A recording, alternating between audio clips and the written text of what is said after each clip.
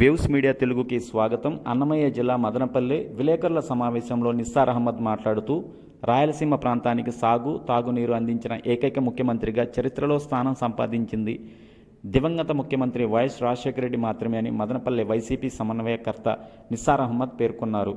తూతూ మంత్రంగా లైనింగ్ పనులు చేసి ప్రజలను మభ్యపెడుతున్న కూటమి ప్రభుత్వం నీటి లభ్యత సామర్థ్యం పెరగాలంటే గాలేరు నగరి హంద్రినీవా అనుసంధానం చేయాలి.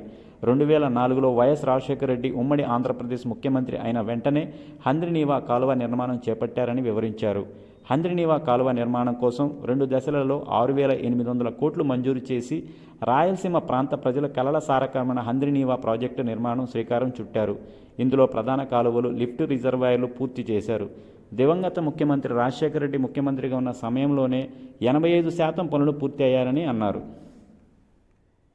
ముఖ్యంగా హంద్రీ నివాకాల గురించి నీళ్లు పడతా ఉంటే ఇక్కడ వచ్చిందను ఇది ఎల్లో మీడియా కానీ సోషల్ మీడియా కానీ ఈడ నీళ్లు పారేదానికి మొత్తం కారణం చంద్రబాబు నాయుడు గారే. ఆయనే భగీరథుడు, ఆయన సూర్యుడు ధీరుడు, ఆయన వల్లే ఇవంతా నీళ్లు పారుతూ ఉన్నాయి. ఈరోజు మనం నీళ్లు చూస్తూ ఉన్నామంటే ఆయన అసలువే అనే ఒక తప్పుడు ప్రాపగండా చేసి ప్రజలకు తప్పుదోవ పట్టిస్తాం. యాక్చువల్గా హంద్రీ నివా కాలువ ఈరోజు ముఖ్యంగా దీనికి పునాది వేసిండేది మన 2004లో వైఎస్ రాజశేఖర రెడ్డి గారు.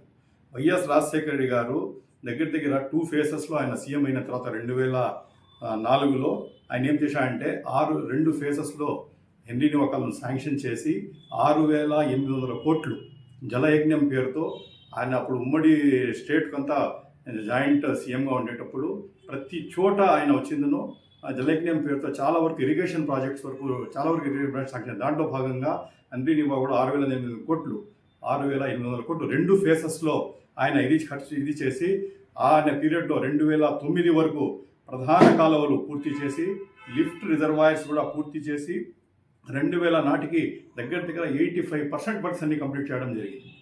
కానీ 2009లో దురదృష్టవశాత్తు ఒక హెలికాప్టర్ దుర్ఘటన ఆయన స్వర్గీసులైనారు. దాని తర్వాత వచ్చిందను అప్పుడు